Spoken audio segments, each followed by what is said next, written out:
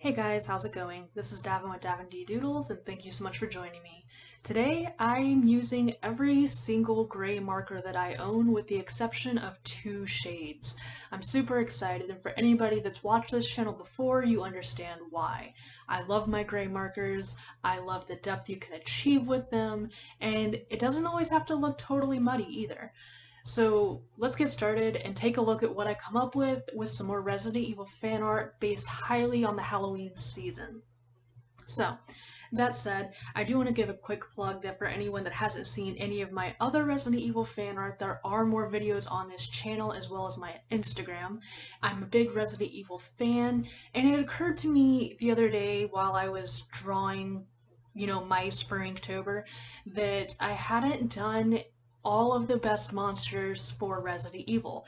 It's the season for creepy crawly things, and it kind of occurred to me that I'd never done anything for Resident Evil, the original game, either.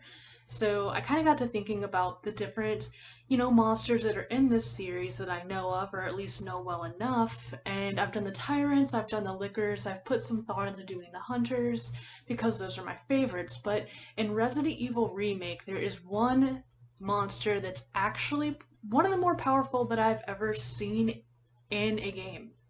And her name is Lisa Trevor. So for anyone that's not familiar with the series, I'm going to give you a little bit of a brief history on our poor Lisa. You find her in the basement of the mansion that you're of course locked inside of trying to escape from. She is basically an experiment that's kind of gone wrong by the Umbrella Corporation.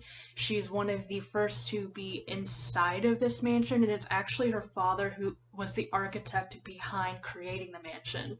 It was kind of a long story about how she and her mother got there, but once they were there, she was basically an experiment and her mother was killed. So this poor girl has spent, I don't know how long actually, being experimented on, being exposed to many different strains of viruses, becoming virtually a monster herself, all the while she's looking for the comfort of her mother.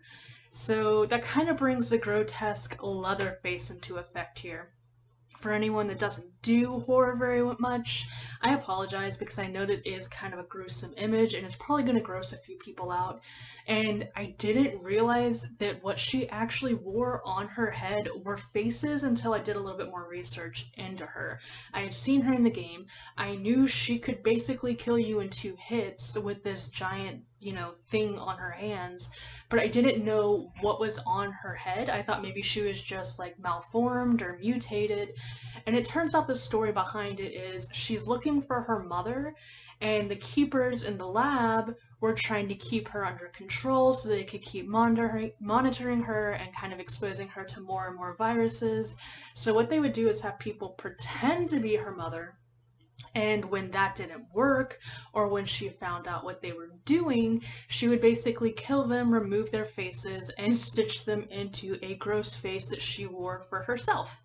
So that's kind of what she's got going on her face. It is kind of gross, and that's why I tried to do different shades to kind of give it more clarity that yes, these are faces she's wearing. They have a little bit more of a flesh tone than she does, because I figured at this point she's pretty messed up and almost really zombie-like. And I figured, let's just add some shading and get a little bit more depth going with the grays. So that is the story of poor Lisa, and she really is a beast. She can beat you down without a second thought. You have to avoid her, and I'm pretty sure the only reason she dies in the series at all is because the entire mansion and the lab she's, confined within is blown up. So she really is extremely strong, and she's really a tragic character at the same time. So it's almost kind of like a Frankenstein feel, like you feel bad for the monster and then it does really bad things.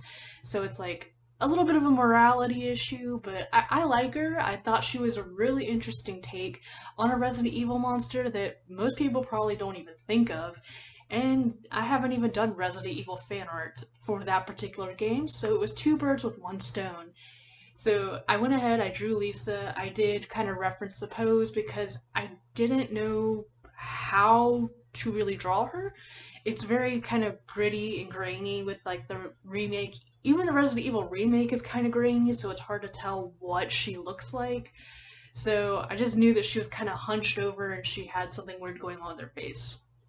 So I kind of tried to also give her like the green look on her dress, almost like a hospital gown, but I made sure to use all gray tones. One, because as I discussed earlier, I love my grays, but also because it kind of fits with her story and it also fits one with where you find her. It's, you know, it's a freaking underground lab, so it's kind of gross and grimy down there too, but also just because it's the spooky atmosphere that should go with a character like her. So I just had fun with it. I wanted to see what kind of range I could get using only grays.